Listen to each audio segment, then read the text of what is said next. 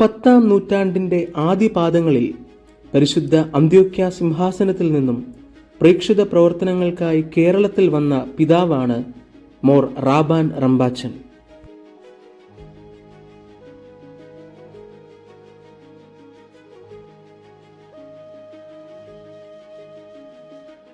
മശിഹാകാലം 905 ദനഹ എന്ന മെത്രാൻ മലയാളത്ത് വന്നു.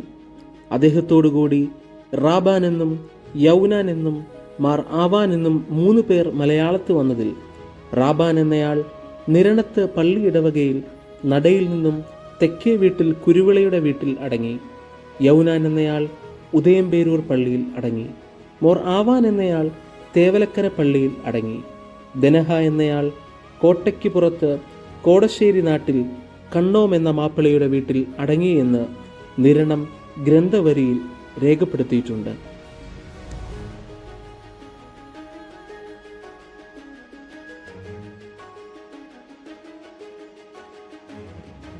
മശിഹാകാലം 905 ദനഹ എന്ന മെത്രാന്റെ കൂടെ വന്ന 3 റമ്പാന്മാരിൽ ഒരാളായ റാബാൻ എന്നയാൾ ചെന്നിത്തല നടയിൽ കുടുംബത്തിലെ ഒരു ഭവനത്തിൽ താമസിച്ചു വരവേ കൊല്ലവർഷം 80-ാം ആണ്ട് കർക്കിടകം 24-ന് കാലധർമ്മം പ്രാപിക്കുകയും അവിടെ തന്നെ കബറടക്കുകയും ചെയ്തു.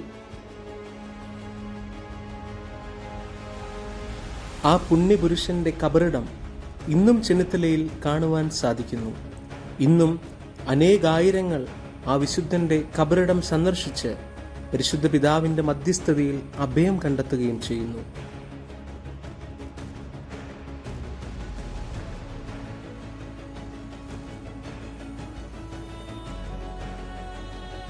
ഈ വിശുദ്ധ കബറിൽ നിന്നും വിശ്വാസികൾ ഉൾക്കൊള്ളുന്ന കൃപാവരങ്ങൾ വർണ്ണനാതീതങ്ങളാണ്. രോഗപീഡയാലോ മറ്റു കഷ്ടപ്പാടുകളാലോ നട്ടം തിരിയുന്നവർക്ക് അനുഗ്രഹത്തിന്റെ അത്താണിയായി ഈ വിശുദ്ധന്റെ കബറിടം ഇന്നും നിലകൊള്ളുന്നു.